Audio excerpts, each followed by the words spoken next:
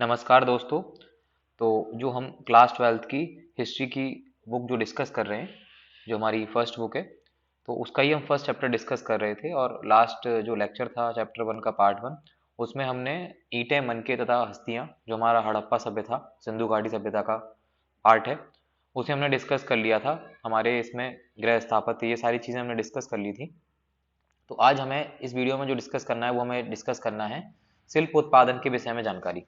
तो आज यहाँ से हम अपना इस कंप्लीट वीडियो को स्टार्ट करेंगे शिल्प उत्पादन के विषय में जानकारी। तो इसके पहले वाला अगर आपने पार्ट 1 नहीं देखा है तो आप एक बार पार्ट 1 जरूर देखिएगा।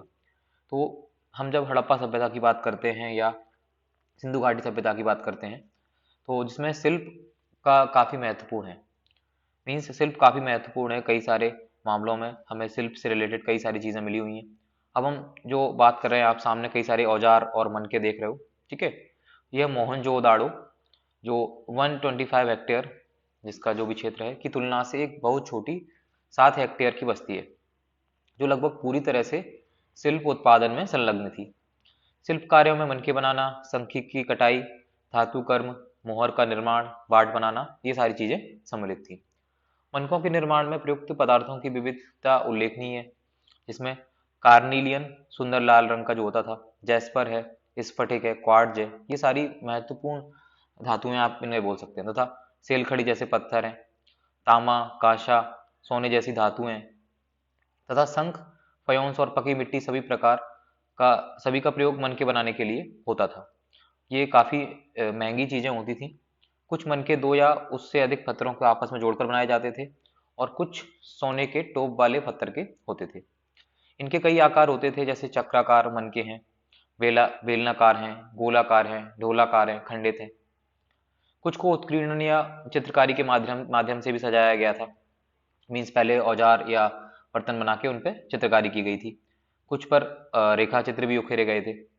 मनके बनाने की तकनीकों में प्रयुक्त पदार्थ के अनुसार भिन्नताएं थी। सेलखड़ी, जो एक बहुत ही मुलायम पत्थर है, पर आसानी से कार्य हो जाता था। कुछ मनके सेलखड़ी चूर्ण के लेप को सांचे में ढालकर तैयार किए जाते थे। इससे ठोस पत्थरों से बनने वाले केवल ज्यामितीय आकारों के विपरीत कई विविध आकारों के मनके बनाए जा सकते थे। सेलखड़ी के सूक्ष्म मनके कैसे बनाए जाते थे, यह प्रश्न प्राचीन तकनीकों का अध्ययन करने वाले पुरातत्वविदों के लिए एक पहेली बना हुआ है। ठीक है, अभी भी इसको वो लोग नहीं डिसाइड कर पाए कि कैसे बनाए जाते थे। तो पुरातत्वविद होते हैं, वो फाइंड करने में लगे हुए होते हैं। पुरातत्वविदों द्वारा किए गए प्रयोगों ने यह दर्शाया है कि कार्निलियन का लाल रंग, पीले रंग के कच्चे माल तथा उत्पादन के विभिन्न चरणों में मनकों का आग में पकाकर प्राप्त किया जाता था। पत्थर के पिंडों को पहले अपरिष्कृत आकारों में तोड़ा जाता था, फिर बारीकी से सल्क निकालकर इन्हें अंतिम रूप दिया जाता था। पहले उन्हें चाय जैसे तोड़ लिया गया, उसके बाद सल्क निकालकर इन्हें अंतिम रूप दिया जाता था। घिसाई, पॉलिश और इनमें छेद करने के साथ साथ ही यह प्रक्रिया पूरी हो जाती थी। अब चहु दड़ो है, लोथल है, और हाल ही में धौलावीरा से छेद करने वाले कुछ विशेष उपकरण मिले हुए हैं। अब आप मानचित्र वन जो है, इसमें देखेंगे नागेश्वर तथा बालाकोट को चिन्हित आपको करना है। और आप पाएंगे कि दोनों समुद्र जो दोनों बस्तियां हैं, जो समुद्र तट के समीप स्थित हैं। तो हमने मानचित्र वन देखा था। जैसे ये चित्र क्रमांक हमारा 1.14 है, इसमें मिट्टी से कई पुरा वस्तु हैं, जैसे कि नृदभांड, मीन्स ये मिट्टी के बर्तन हैं, जिन्हें हम जो हमारा नेशनल म्यूजियम है, राष्ट्रीय संग्रहालय है दिल्ली में, वहाँ देख सकते हैं। लोथल के स्थानीय संग्रहालय में भी इन्हें हम देख सकते हैं। अब ये संघ से बनी वस्तुएं, चूर्ण, जिनमें चूड़ियों, करछियां, पच्चीकारी वस्तुएं शामिल थी, के निर्माण में विशिष्ट केंद्र थे। यहाँ से यह माल दूसरी बस्तियों तक ले जाया जाता था। इसी प्रकार यह संभव है कि जो चहु दड़ो और लोथल से तैयार जैसे मनके हैं, वहां से बनाए जाते थे, मोहनजोदड़ो और हड़प्पा जैसे बड़ी शहरी केंद्रों तक उन्हें लाया जाता था, वहां से बना के। अब उत्पादन केंद्रों की पहचान है। शिल्प उत्पादन के केंद्रों की पहचान पुरातत्वविद सामान्यतः निम्न प्रकारों से ढूंढते हैं, जैसे कि प्रस्तर पिंड है, पूरे शंख हैं, तांबा अयस्क जैसा कच्चा माल है, औजार हैं, अपूर्ण वस्तुएं हैं, त्याग दिया गया माल है, कूड़ा करकट है। यहाँ तक कि कूड़ा करकट शिल्प कार्य के सबसे अच्छे संकेतकों में से एक है। उदाहरण के लिए, यदि वस्तुओं का निर्माण के लिए शंख अथवा छोटे पत्थरों को काटा जाता था, तो इन पदार्थों के टुकड़े कूड़े के रूप में उत्पादन के स्थान पर फेंक दिए जाते थे। कभी कभी बड़े बेकार टुकड़ों को भी छोटे आकार की वस्तुएं बनाने के लिए प्रयोग लाया जाता था। मीन्स कोई भी रॉ मटेरियल जो होता है, उससे कोई भी प्रोग्राम जो किसी प्रकार की आकार की वस्तुएं बना लिया करते थे। परंतु बहुत छोटे टुकड़ों को कार्यस्थल पर ही छोड़ दिया जाता था। मीन्स जो ज्यादा छोटे होते थे उन्हें छोड़ देते थे और जो उपयोग में आने वाले उनसे कुछ ना कुछ बना लिया जाता था। ये टुकड़े इस ओर संकेत करते हैं कि छोटे विशिष्ट केंद्रों के अतिरिक्त मोहनजोदड़ो तथा हड़प्पा जैसे बड़े शहरों में भी शिल्प उत्पादन का कार्य किया जाता था। अब माल प्राप्त करने के संबंध में नीतियां, जैसे कि तांबे और कांसे के बर्तन आप देख सकते हैं ये चित्र में। जैसा कि स्पष्ट है कि शिल्प उत्पादन के लिए कई प्रकार के कच्चे माल का प्रयोग होता था। हालांकि जैसे कुछ की मिट्टी के स्थानीय स्तर पर उपलब्ध थे, कुछ अन्य जैसे पत्थर, लकड़ी, धातु जड़ोड़क मैदान में बाहर के क्षेत्रों से मंगाने पड़ते थे। बैलगाड़ियों के मिट्टी से बने खिलौनों के रूप के प्रतिरूप संकेत करते हैं। यह सामान तथा लोगों के लिए स्थल मार्गों द्वारा परिवहन का एक महत्वपूर्ण साधन भी था। तो आप इसे एक बार पढ़ सकते हैं, ये काफी इंपॉर्टेंट है। संभवतः सिंधु तथा इसकी उपनदियों के बगल में बने नदी मार्गों और साथ ही तटीय मार्गों का प्रयोग भी किया जाता था। तो नदी मार्गों का काफी विशेष महत्व था, जिसमें कि सिंधु तथा उसकी जो उपनदियां थी, जो जिन्हें हम इस लास्ट वीडियो में हमने देखा था, पार्ट 1 में आप देख सकते हैं, जिसमें सिंधु, रावी, सतलज ये सारी नदियां थी, जहाँ पे कहीं ना कहीं हमें हड़प्पा सभ्यता के केंद्र मिले। तो उनका जो उपयोग होता था माल को लाने ले जाने के लिए काफी उपयोग होता था। महाद्वीप तथा उसके आगे से आने वाला माल हड़प्पा वासी शिल्प उत्पादन हेतु माल प्राप्त करने के लिए कई तरीके अपनाते थे। जैसे कि उदाहरण के लिए उन्होंने नागेश्वर और बालाकोट में, जहाँ शंख आसानी से उपलब्ध था, बस्तियां स्थापित की। तो वहीं ये बस्तियां बना दी उनने, शंख मिल जाता था वहां से। ऐसे ही कुछ अन्य पुरास्थल थे, जैसे सुदूर अफगानिस्तान में सोरतू घई है, जो अत्यंत कीमती माने जाने वाले नीले रंग के पत्थर लाज वर्धमणि के सबसे अच्छे स्रोत के निकट स्थित था। तथा लोथल जो कार्निलियन गुजरात में भड़ौच, सेलखड़ी दक्षिणी राजस्थान तथा उत्तरी गुजरात से, धातु राजस्थान से के स्रोतों के निकट स्थित था। तो ये आ जाता है क्वेश्चन कई बार मैच मेकिंग में, यूपीएससी के पर्सपेक्टिव काफी इंपॉर्टेंट हो जाती है ये बुक। जैसे लोथल जो कार्निलियन गुजरात में भड़ौच, सेलखड़ी कहाँ से, दक्षिणी राजस्थान तथा उत्तरी गुजरात, और धातु राजस्थान से। कच्चा माल प्राप्त करने की एक अन्य नीति थी राजस्थान के खेतड़ी अंचल तथा दक्षिण भारत जैसे क्षेत्रों में अभियान भेजना। इन अभियानों के माध्यम से स्थानीय समुदायों के साथ संपर्क स्थापित किया जाता था। इन इलाकों में यदा कदा मिलने वाले हड़प्पाई वस्तुओं के ऐसे संपर्कों के संकेत हैं। खेतड़ी क्षेत्र में मिले साक्ष्यों को पुरातत्वविदों ने गणेश्वर जोधपुरा संस्कृति का नाम दिया है। तो ये भी इंपॉर्टेंट हो जाता है, यहाँ पे आप इसे अंडरलाइन कर सकते हैं। खेतड़ी क्षेत्र में मिले साक्ष्यों को पुरातत्वविदों ने गणेश्वर जोधपुरा संस्कृति का नाम दिया है। इस संस्कृति के विशिष्ट मृदभांड हड़प्पाई मृदभांडों से भिन्न थे तथा यहाँ तांबे की वस्तुओं की असाधारण संपदा भी मिली थी। ऐसा संभव है इस क्षेत्र के निवासी हड़प्पा सभ्यता के लोगों को तांबा भेजा करते थे। अब हम इस मानचित्र में देखेंगे, जो इस मैप में हम देखेंगे कि इसमें कैस्पियन सागर है, भूमध्य सागर है, लाल सागर है, ये सारे सागरों का पोजीशन दी हुई है। अब उसी के बीच में ये कहीं कहीं जो हमारे ब्लैक साइन दे रखे हैं, उरूक है, उर है, शहर है, सोख्ता है, टेपे आया है। तो ये सुत जैसे कि सुत कांगेडोर है, मेलुआ है, हड़प्पा है, लोथल है। तो कहीं ना कहीं ये बंदरगाहों के निकट ही स्थित शहर थे। तो आप एक बार देख सकते हो कि ये सारे क्षेत्र भी इंपॉर्टेंट हो जाते हैं। ठीक है, तो ये हड़प्पा सभ्यता था पश्चिम एशिया का है। अब सुदूर क्षेत्रों से भी संपर्क बनाया जाता था। कई सारी जो पुरातात्विक खोज हैं वो भी मतलब बताती हैं कि जैसे कि तांबा संभवतः अरब प्रायद्वीप के दक्षिण पूर्व छोर पर ओमान से भी लाया जाता था, जिसमें रासायनिक विश्लेषण दर्शाते हैं कि ओमानी तांबे तथा हड़प्पाई पुरावस्तुओं दोनों के निकल के अंश मिले हैं, जो दोनों के साझा उद्भव की ओर संकेत करते हैं। संपर्क के और भी संकेत मिले हैं। एक विशिष्ट प्रकार का पात्र अर्थात एक बड़ा हड़प्पाई मर्तमान जिसके ऊपर काली मिट्टी की एक मोटी परत चढ़ाई गई थी, ओमानी स्थलों से मिला है। ठीक है, वो ओमान साइड से मिला है। ऐसी मोटी परतें तथा तरल पदार्थों के रिसाव को रोक देती हैं। हमें यह नहीं पता कि इन पात्रों में क्या रखा जाता था। ऑब्वियस सी बात है कि नहीं पता है कि इन पात्रों में क्या रखा जाता था, हमें बस पात्र मिले। पर यह संभव है कि हड़प्पा सभ्यता के लोग इनमें रखे सामान का ओमानी तांबे से विनिमय करते थे। ये जो आप देख सकते हो हड़प्पा ये मर्तमान है जो ओमान में मिला है। अब इसमें भी कुछ चित्र देख रखे हैं। ये चित्र मेसोपोटामिया की विशिष्ट बेलनाकार मोहर है, परंतु इस पर बना कुबरदार वृषभ का चित्र सिंधु क्षेत्र से लिया गया प्रतीत होता है।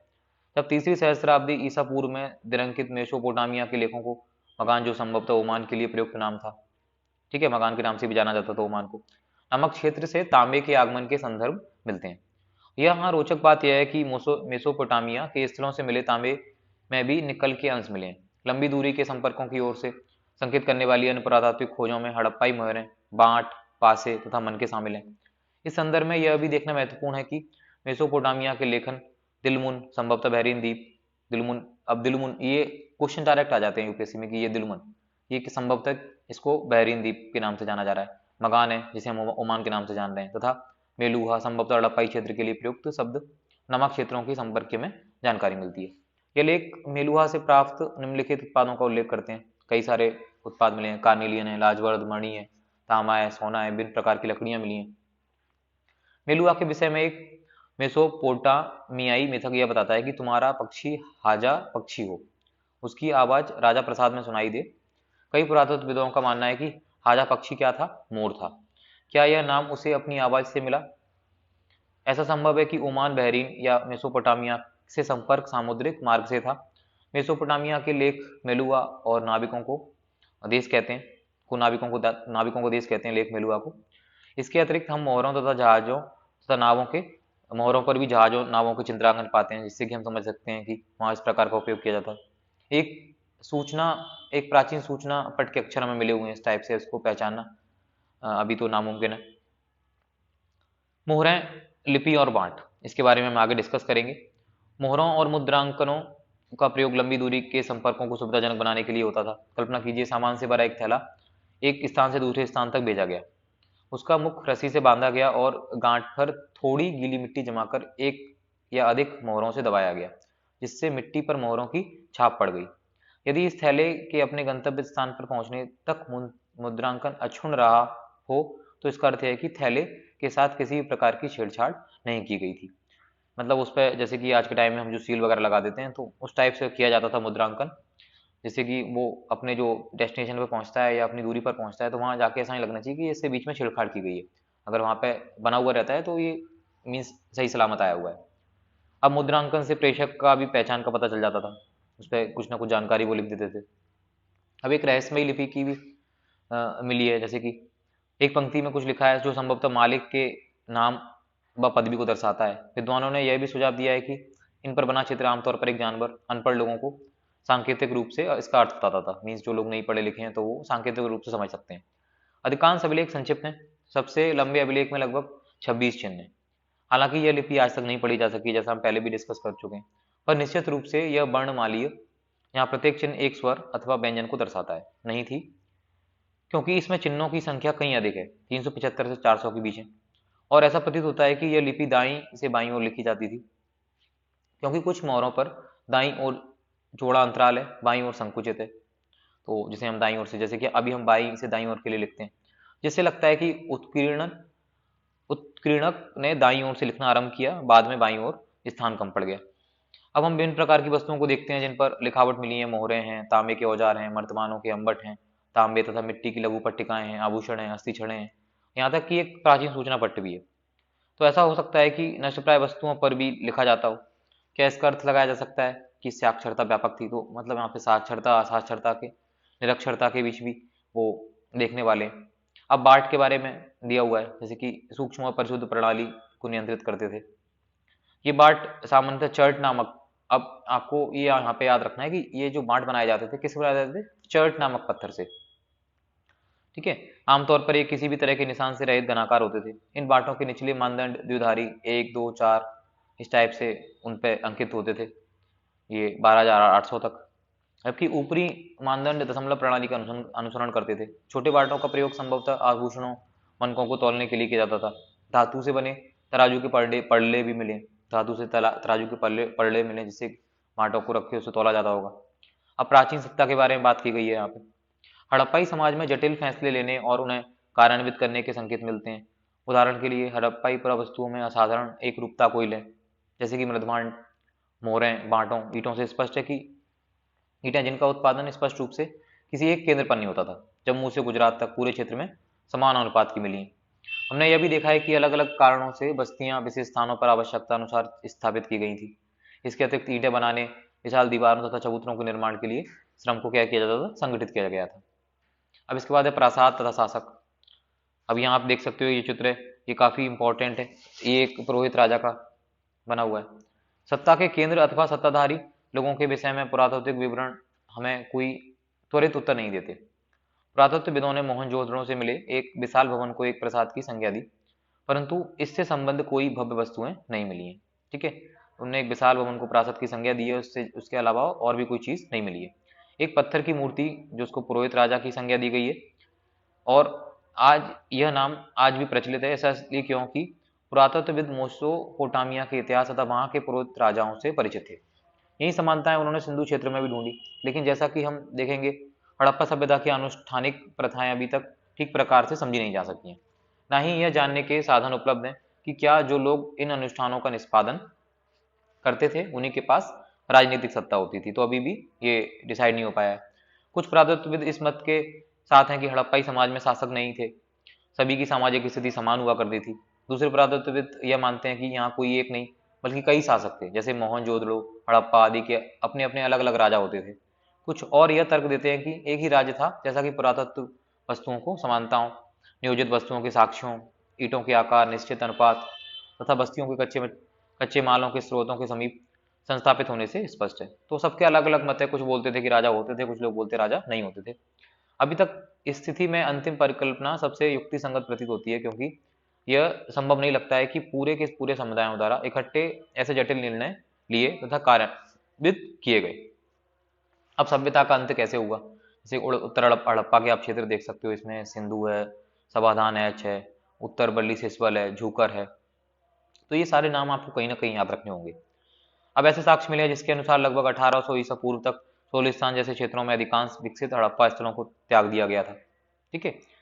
इसके साथ ही गुजरात, हरियाणा, पश्चिमी उत्तर प्रदेश की नई बस्तियों में आबादी बढ़ने लगी थी, और ऐसा लगता है कि उत्तर हड़प्पा के क्षेत्र 1900 ईसा पूर्व के बाद भी अस्तित्व में रहे। कुछ चुने हुए हड़प्पा स्थलों की भौतिक संस्कृति में बदलाव आया तथा जैसे सभ्यता की विशिष्ट पुरावस्तुओं, बाटों, मोहरों, विशिष्ट मनकों का समाप्त हो जाना, लेखन, लंबी दूरी का व्यापार तथा शिल्प विशेषज्ञता भी समाप्त हो गई थी। सामान्यतः थोड़ी वस्तुओं के निर्माण के लिए थोड़ा ही माल प्रयोग में लाया जाता था। अब थोड़ी वस्तुओं का ही निर्माण जो उसमें माल था प्रयोग में लाया जाता था। अब आवास निर्माणों की तकनीक का भी हास हो गया था। बड़ी सार्वजनिक संरचनाओं का निर्माण अब बंद हो गया था। मीन्स 1900 ईसा पूर्व के ये बात जो की गई है। कुल मिलाकर पुरावस्तुओं तथा बस्तियां इन संस्कृतियों में एक ग्रामीण जीवन शैली की ओर संकेत करती हैं। इन संस्कृतियों को उत्तर हड़प्पा अथवा अनुवर्ती संस्कृतियां कहा जाता है। तो आप समझ सकते हो यहाँ पे उत्तर हड़प्पा या अनुवर्ती संस्कृतियां किसे कहते हैं। तो इससे आप इस प्रश्न का आंसर दे सकते हैं। अब ये परिवर्तन कैसे हुए, इसके बारे में कई सारी व्याख्या दी गई हैं। कई सारे लोगों ने कहा इसमें जलवायु परिवर्तन, वनों की कटाई, अत्यधिक बाढ़, नदियों का सूख जाना, मार्ग बदल लेना, भूमियों का अत्यधिक उपयोग सम्मिलित है। लेकिन अभी भी ये डिसाइड नहीं हो पाया कि मेन रीजन क्या था। इसमें से कुछ कारण कुछ बस्तियों के संदर्भ में तो सही हो सकते हैं, जैसे कि तो बाढ़ से ढह गई, कहीं कहीं हम देख सकते हैं, परंतु पूरी सभ्यता के पतन की व्याख्या नहीं करते हैं। अब ये पूरी सभ्यता कैसे पतन हुआ इसका, ऐसा लगता है कि एक सुदृढ़ एकीकरण के तत्व संभवतः हड़प्पाई राज्य का अंत हो गया था। मोहरों, लिपि, विशिष्ट मनकों, मृदभांडों के लोप, मानकीकृत बाट प्रणाली के स्थान पर स्थानीय बाटों का प्रयोग, शहरों के पतन तथा परित्याग जैसे परिवर्तनों से इस तर्क को बल मिलता है। उपमहाद्वीप को एक पूरी तरह से अलग क्षेत्रों में नए शहरों के विकास के लिए एक सहस्त्राब्दी से भी अधिक समय तक प्रतीक्षा करनी पड़ी थी। अब एक आक्रमण के साक्ष्य दे रखे हैं, इसको आप पढ़ सकते हो। ये आपको क्लास 12 जो हम एंशिएंट हिस्ट्री की जो बुक पढ़ रहे हैं पार्ट 1, इसमें आप इसे अच्छे से पढ़ सकते हो। तो एक आक्रमण के साक्ष्य दे रखे हैं। अब इसके बाद हम बात करते हैं हड़प्पा सभ्यता की खोज। अब अभी तक हमने मतलब बहुत सारे पहलुओं पर विश्लेषण के साथ संदर्भ देखा है। किसी प्रकार के पुरातत्वविद ने भौतिक अवशेषों के प्राप्त साक्ष्यों के माध्यम से एक आकर्षक इतिहास के अलग अलग अंशों को एक साथ जोड़ा है। लेकिन एक और कहानी भी है कि किस प्रकार पुरातत्वविदों ने सभ्यता की खोज की। जब हड़प्पा सभ्यता के शहर नष्ट हो गए तो लोग धीरे धीरे उनके विषय में सब कुछ भूल गए।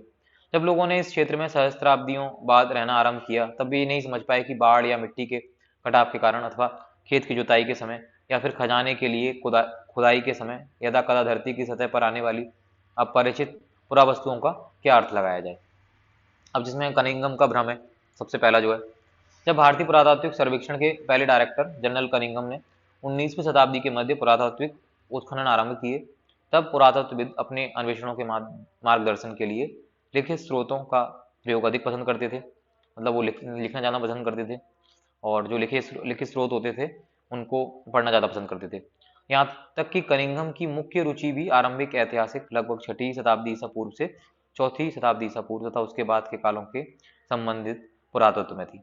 आरंभिक वस्तुओं की पहचान के लिए उन्होंने 4वीं से 7वीं शताब्दी ईस्वी के बीच उपमहाद्वीप में आए चीनी बौद्ध यात्रियों द्वारा छोड़े गए वृतांतों का प्रयोग किया, जो लिख के छोड़ जाते थे। कनिंघम ने अपने सर्वेक्षणों के दौरान मिले अभिलेखों का संग्रहण किया, प्रलेखन तथा अनुवाद भी किया। उत्खनन के समय वे ऐसी पुरावस्तुओं को खोजने का प्रयास करते जो उनके विचार के में सांस्कृतिक महत्व की थी। अब कनिंघम द्वारा हड़प्पा से प्राप्त पहली ज्ञात मोहर का ये रेखा चित्र उन्होंने बनाया था।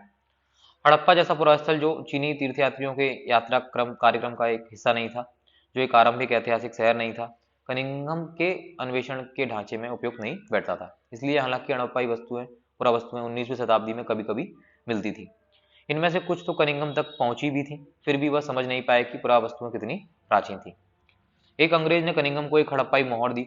उन्होंने मोहर पर ध्यान तो दिया, पर उन्होंने एक ऐसे कालखंड में दिनांकित करने का असफल प्रयास किया जिससे वे परिचित थे। ऐसा इसलिए था क्योंकि कई और लोगों की तरह उनका भी यह मानना था कि भारतीय इतिहास का प्रारंभ गंगा की घाटी में पनपे पहले शहरों के साथ ही हुआ था। उनकी सुनिश्चित अवधारणा के चलते यह कोई आश्चर्य की बात नहीं है कि वह हड़प्पा के महत्व को समझने में चूक गए। अब पूरा स्थल है, टीले स्तर हैं, कई सारे हैं। अब एक नवीन और प्राचीन सभ्यता के बारे में। कालांतर में 20वीं शताब्दी के आरंभिक दशकों में दयाराम साहनी जैसे पुरातत्वविदों ने हड़प्पा में मोहरें खोज निकाली, जो निश्चित रूप से आरंभिक ऐतिहासिक स्तरों, जैसे कि हमारे इंडिया के पुरातत्वविदों में सबसे पहला नाम जो आता है दयाराम साहनी जी का आता है, ये भी काफी इंपॉर्टेंट है। अब इनके महत्व को समझा जाने लगा। एक अन्य पुरातत्वविद राखाल दास बैनर्जी ने हड़प्पा से मिली मोहरों के समान मोहरों मोहनजोदड़ो से खोज निकाली, जिससे अनुमान लगाया गया कि ये दोनों पुरास्थल एक ही पुरातात्विक संस्कृति के भाग थे। इन्हीं खोजों के आधार पर 1924 में भारतीय पुरातात्विक सर्वेक्षण के डायरेक्टर जनरल जॉन मार्शल ने पूरे विश्व के समक्ष सिंधु घाटी में एक नवीन सभ्यता की खोज की घोषणा की। जैसा कि SN. Rao the story of Indian archaeology में लिखते हैं, मार्शल ने भारत को जहां पाया था उसे उससे 3000 वर्ष पीछे छोड़ा। ऐसा इसलिए था क्योंकि मेसोपोटामिया के पुरास्थलों में हुए उत्खननों से हड़प्पा पुरास्थलों से पर मिली मोहरें पर अब तक पहचानी नहीं जा सकी। ठीक है, इस प्रकार विश्व को न केवल एक नई सभ्यता की जानकारी मिली, पर यह भी मेसोपोटामिया के समकालीन थी। उनने भी जो जानकारी जुटाई वो भी मेसोपोटामिया के समकालीन थी। अब भारतीय पुरातत्व सर्वेक्षण के डायरेक्टर जनरल के रूप में जॉन मार्शल का कार्यकाल वास्तव में भारतीय पुरातत्व के में एक ये जॉन मार्शल का भी काफी महत्वपूर्ण योगदान रहा है, एक व्यापक परिवर्तन का काल रहा है। वे भारत में कार्य करने वाले पहले पेशेवर या पुरातत्वविद थे और वे यहाँ यूनान और क्रीट में अपने कार्यों का अनुभव भी लेके आए। कनिंघम की तरह उन्हें भी आकर्षक खोजों में दिलचस्पी थी, पर उनमें दैनिक जीवन की पद्धतियों को जानने की भी उत्सुकता थी। अब इसके बाद है मार्शल पुरास्थल के स्तर को विन्यास को पूरी तरह अनदेखा कर पूरे टीले के समान परिमाण वाली नियमित क्षैतिज इकाइयों के साथ साथ उत्खनन करने का प्रयास करते थे। सबका अलग अलग अपना तरीका था उत्खनन करने का। तो उन्हें कई ऐसा होता था कि इस टाइप से उत्खनन करने में कई सारी बहुमूल्य जानकारी जो हमेशा के लिए लुप्त भी हो जाती थी। अब नई तकनीकें और प्रश्न कई सारे आते हैं। जैसे 1944 में भारतीय पुरातत्वविद सर्वेक्षण के डायरेक्टर जनरल बने R.E.M. व्हीलर ने इस समस्या का निदान किया। व्हीलर ने पहचाना कि एक समान क्षैतिज इकाइयों के आधार पर खुदाई के बजाय टीले के स्तर विन्यास का अनुसरण करना अधिक आवश्यक था। साथ ही सेना के पूर्व ब्रिगेडियर के रूप में उन्होंने पुरातत्व की पद्धति में एक सैनिक परिशुद्धता का समावेश भी किया। तो एक तो होती है कि हॉरिजॉन्टल टाइप से जो खुदाई की जाती है, ठीक है, एक होती है क्षैतिज और एक हमारी वर्टिकल टाइप से खुदाई की जाती है। तो जिसमें ये लोग मानते हैं कि जो वर्टिकल टाइप से खुदाई जो नॉर्मली की जाती है वो इतनी महत्वपूर्ण नहीं है जितनी हम हॉरिजॉन्टल तरीके से करते हैं। हड़प्पा सभ्यता की भौगोलिक सीमाओं का आज भी राष्ट्रीय सीमाओं में बहुत थोड़ा या कोई संबंध नहीं है, लेकिन उपमहाद्वीप के विभाजन तथा पाकिस्तान के बनने के पश्चात सभ्यता के प्रमुख स्थल अब पाकिस्तान के क्षेत्र में, जो अभी अब भारत का पार्ट नहीं रह गए। इसी कारण से भारतीय पुरातत्वविदों ने भारत में पुरास्थलों को चिन्हित करने का प्रयास किया। जब कच्छ में हुए व्यापक सर्वेक्षणों से कई हड़प्पाई बस्तियां प्रकाश में आई। पंजाब और हरियाणा में किए गए अन्वेषणों से हड़प्पा स्थलों की सूची में कई नाम और जुड़ गए, जैसे कि कालीबंगन, लोथल, राखी गढ़ी, हाल ही में हुई धौलावीरा की भी खोज हुई है।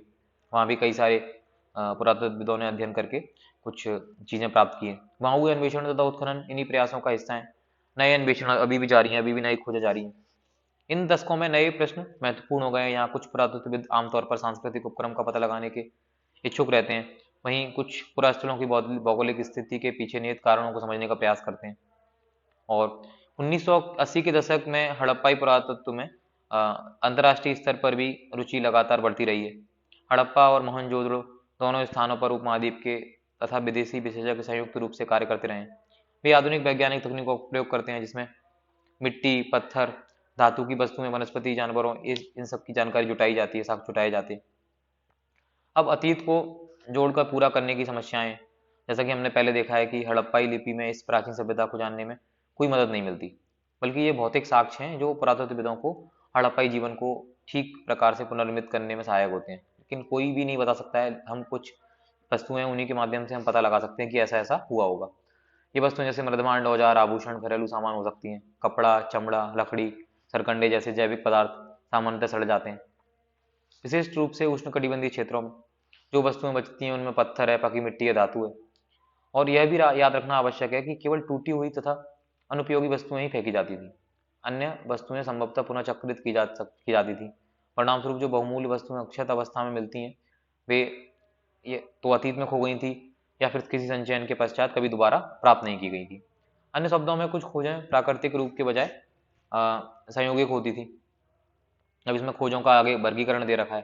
ठीक है, खोजों के वर्गीकरण में पुरातत्वविदों ने मीन्स कई सारी खोजें जिसमें की हैं, जिसमें पत्थर, मिट्टी, धातु, अस्थि, हाथी दांत, इनके संबंध में बताया गया है। और कुछ उनके ई स्तर पर अधिक जटिल जानकारी जुटाई गई है।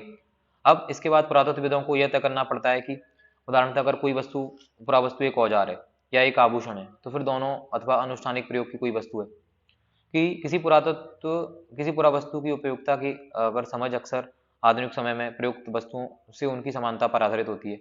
मनके हैं, चक्कियां हैं, पत्थर के फलक, पात्र इसके कुछ उदाहरण हैं। पुरातत्वविद किसी पुरा वस्तु की उपयोगिता को समझने का प्रयास उस संदर्भ में परीक्षण के माध्यम से भी करते हैं जिसमें वह मिली थी। क्या वे घर में मिली थी, नाले में मिली थी, कब्र में या भट्टी में। तो अलग अलग वो तर्क देते हैं कि ये वस्तु अगर घर में मिली है तो इसका ये उपयोग रहा होगा, नाले में मिली है तो ये उपयोग रहा होगा, कब्र में मिली है तो ये उपयोग रहा होगा, भट्टी मिली है तो ये उपयोग रहा होगा। कभी कभी पुरातत्वविदों को भी अप्रत्यक्ष साक्ष्यों का सहारा लेना पड़ता है। कुछ हड़प्पा स्थलों से कपास के टुकड़े मिले हैं। ठीक है, अप्रत्यक्ष साक्ष्य भी मूर्तियों के चित्रण पर रहना पड़ता है, वो खुद से बनाते हैं।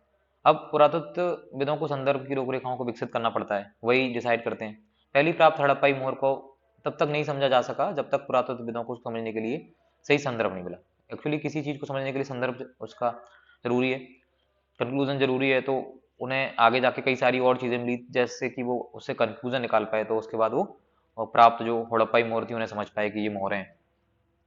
एकमात्र देवी की संरचना मिली है। अब व्याख्या की समस्याएं भी हैं। पुरातत्विक व्याख्या की समस्याएं संभवतः सबसे अधिक धार्मिक प्रथाओं के पुनर्निर्माण के प्रयासों के सामने आती हैं। आरंभिक पुरातत्वविदों को लगता था कि कुछ वस्तुएं जो असामान्य और अपरिचित लगती थी संभवतः धार्मिक महत्व की होती थी। इनमें आभूषणों से लदी हुई नारी मृण मूर्तियां, जिनमें से कुछ के शीर्ष पर विस्तृत प्रसाधन थे, शामिल हैं। इन्हें मात्र देवियों की संज्ञा भी दी गई है। पुरुषों की दुर्लभ पत्थर से बनी मूर्तियां, जिनमें एक लगभग मानकीकृत मुद्रा में एक हाथ घुटने पर रख बैठा हुआ दिखाया गया था, जैसे कि पुरोहित राजा, जो हम अभी देख चुके हैं आगे, को भी इसी प्रकार वर्गीकृत किया गया था। अन्य दृष्टांतों में संरचनाओं को अनुष्ठानिक महत्व का माना गया है। इसमें विशाल स्नानागार, कालीबंगन और लोथल जैसी वहां से जो मिली वेदियां सम्मिलित हैं। मोरों, जिनमें कुछ पर संभवतः अनुष्ठान के दृश्य बने हैं, के परीक्षण से धार्मिक आस्थाओं, प्रथाओं को पुनर्निर्मित करने का प्रयास भी किया गया है। इन सारी चीजें प्रयास किया गया है। कुछ अन्य जिन पर पेड़ पौधे उत्कीर्णित हैं, मान्यता अनुसार प्रकृति की पूजा के संकेत देते हैं। वो मोरों पर बनाए गए जैसे कि कुछ जानवर हैं, एक सींग वाला जानवर है, इसे एक संगी कहते हैं, ये काफी इंपॉर्टेंट हो जाता है, कल्पित तथा संश्लिष्ट लगते हैं। कुछ मोरों पर एक आकृति जिसे पालथी मारकर योगा की मुद्रा में बैठा दिखाया गया है, कभी कभी जिसे जानवरों से घिरा दर्शाया गया है। आदि शिव अर्थात हिंदू धर्म के प्रमुख देवताओं में एक का आरंभिक रूप की संज्ञा दी गई है। इसके अतिरिक्त पत्थर की शंक्वाकार वस्तुओं को लिंग के रूप में वर्गीकृत किया गया है, जो शिवलिंग होता है। हड़प्पाई धर्म के कई पुनर्निर्माण इस अनुमान के आधार पर किए गए हैं। आरंभिक तथा बाद की परंपराओं में समानताएं होती हैं। ऐसा इसलिए होता है क्योंकि अधिकांशतः पुरातत्वविद ज्ञात से अज्ञात की ओर बढ़ते हैं, अर्थात वर्तमान से अतीत की ओर। हालांकि यह नीति पत्थर की चक्कियों तथा पात्रों के संबंध में युक्ति संगत हो सकती है, लेकिन धार्मिक प्रतीक के संदर्भ में यह अधिक संदिग्ध रहती है। उदाहरण के लिए हम आदि शिवर मौर्यों को देखते हैं। सबसे आरंभिक धार्मिक ग्रंथ हमारे ऋग्वेद 1500 से ईस्वी से 1000 ईसा पूर्व की हमें जो जानकारी संलग्न होती है, में रुद्र नामक एक देवता का हमें उल्लेख मिलता है, जो बाद की पौराणिक परंपराओं में एक शिव के लिए जो नाम प्रयुक्त किया गया है, आप यहाँ देख सकते हैं आदि शिव की मोहर मिली है, ये शिवलिंग टाइप के हमें पत्थर मिले हुए हैं। पहली सतत। अब इसमें शिव के विपरीत रुद्र को ऋग्वेद में ना तो पशुपति जो सामान्य रूप से जानवरों विशेष रूप से मवेशियों के स्वामी है, और ना ही एक योगी के रूप में दिखाया गया है। दूसरे शब्दों में यह चित्रण ऋग्वेद में दिए गए रुद्र के विवरण से मेल नहीं खाता है। फिर क्या यह कोई संबंध था, जैसा कि विद्वानों ने सुझाया है? अब इतने दशकों में हुए पुरातात्विक कार्यों की क्या उपलब्धि है? हड़प्पा अर्थव्यवस्था के बारे में हम कुछ जानकारी से अब हम पता लगा सकते हैं, जैसे कि हम जो चित्र देख चुके हैं या मोहरा देख चुके हैं, हम उनसे कहीं ना कहीं हम ये पता लगा सकते हैं। अब ये कंफर्म नहीं हो पाया है कि ये मीन्स कितनी व्यापक थी। अब हड़प्पाई जो कब्रिस्तान थे उनकी सामाजिक भिन्नताएं क्यों कम दिखाई देती हैं? स्त्री और पुरुष से जुड़े हुए प्रश्न भी अभी तक नहीं हल हो पाए हैं। और उसमें जो मृदवाण ने कौन बनाता था, महिलाएं बनाती थी या उन्हें पुरुष बनाते थे? अब वो क्या उन्हें ओनली रंगने का कार्य करती थी? अब जो कुछ दूसरे शिल्प कर्मियों के कार्य भी थे। अब नारी मृण मूर्तियों का जो मृण मूर्तियां बनी हुई हैं उनका क्या उपयोग था? हड़प्पा सभ्यता के संदर्भ में स्त्री पुरुष संबंधों से जुड़े पहलुओं पर भी कम विद्वानों ने अन्वेषण किए हैं, और भविष्य में होने वाले कार्यों के लिए ये तरह से पूरा एक नया क्षेत्र है। अब हम देख सकते हैं कि 20 लाख ये काल रेखा के माध्यम से हमारे प्रमुख कालखंड है। 20 लाख वर्ष पूर्व जो हमारा निम्न पुरा पाषाण काल जिसे हम बोलते हैं, फिर 80,000 से जिसे हम मध्य पुरा पाषाण बोलते हैं, 35,000 से उच्च पुरा पाषाण बोलते हैं, 12,000 से हम मध्य पाषाण बोलते हैं, फिर हमारा 10,000 नव पाषाण, 6,000 ताम्र पाषाण जिसमें तांबे का पहली बार प्रयोग किया, आरंभिक कृषि तथा पशुपालक। 2600 ईसा पूर्व में हमारी हड़प्पा सभ्यता शुरू हुई। उसके बाद 1000 ईसा पूर्व में आरंभिक हमारा लौह काल है। तो जो हमारी इस बुक में जो व्याख्या की गई है, जैसे कि हड़प्पा या सिंधु सभ्यता की, वो हमारी पूरी 2600 ईसा पूर्व है। उसके पहले भी कई सारे कालखंड हुए हैं। अब इसमें शताब्दी दे रखी है, जैसे कि 1850, 1875, 19वीं शताब्दी। ये विभिन्न चरण है। यहाँ पे जो हड़प्पाई मोहर पर कनिंघम की रिपोर्ट है। फिर 1921 में उत्खननों का आरंभ हुआ। 1925 में मोहनजोदड़ो में उत्खननों का आरंभ हुआ। 1946 में आर ई एम व्हीलर द्वारा हड़प्पा में उत्खनन हुआ। इसी टाइप से आप इसे पूरा देख सकते हैं, 40, 55, 60, 74, 80, 86, 90, पूरा आप एक बार क्रम में देख सकते हैं। अब ये जो क्लास 12th के विद्यार्थी हैं या क्लास 12th के जो स्टूडेंट्स हैं, वो इन क्वेश्चन के आंसर इसी चैप्टर को पढ़ के दे सकते हैं। तो आप ये बुक क्लास 12th की जो बुक है इसे आप रेफर कर सकते हैं। आप देख सकते हैं जैसे कि इसमें जो हड़प्पाई एक समाधान मिला है, वहाँ से हमें इस टाइप का समाधान, उसमें जो सब रखे जाते थे या दफनाए जाते थे, वो मिला हुआ है। तो कई सारे प्रश्न है, हो सकता है ये प्रश्न आपके यूपीएससी में डायरेक्टली पूछ लिए जाएं, तो मेंस में आपके। अदरवाइज हम इस चैप्टर के माध्यम से यही पता लगा सकते हैं कि हमें कई सारी जानकारी मिली है जो मृदभांड के बारे में है, मोहरों के बारे में है। मीन्स उस टाइम के लोग भी कंफ्यूजन है और आज तक ये कंफर्म नहीं हो पाया कि मीन्स ये सभ्यता का अंत या हमारा इसका नष्ट ये कैसे कैसे हुई। ठीक है, अपने अपने लोगों के अलग अलग साक्ष्य हैं पुरातत्वविदों के, और अभी भी इसकी खोज जारी है। तो ये हमारा इसका चैप्टर 1 जो है वो कंप्लीट होता है। अब इसका हमारा पार्ट 2 हो गया। अब हम नेक्स्ट में इसके बाद जो हमारा नेक्स्ट चैप्टर है, आज ईंटें मन के और अस्थि हम कंप्लीट कर चुके हैं। तो आप इसको एक बार अच्छे से देखिएगा, इस वीडियो को भी आप एक बार अच्छे से सुनिएगा, और आप ज़्यादा से ज़्यादा लोगों तक इसे शेयर भी कीजिएगा। आपको अच्छा लगता है तो हमारे चैनल को सब्सक्राइब, लाइक, कमेंट भी कीजिएगा। तब हम नेक्स्ट वीडियो में मिलते हैं नेक्स्ट चैप्टर के साथ।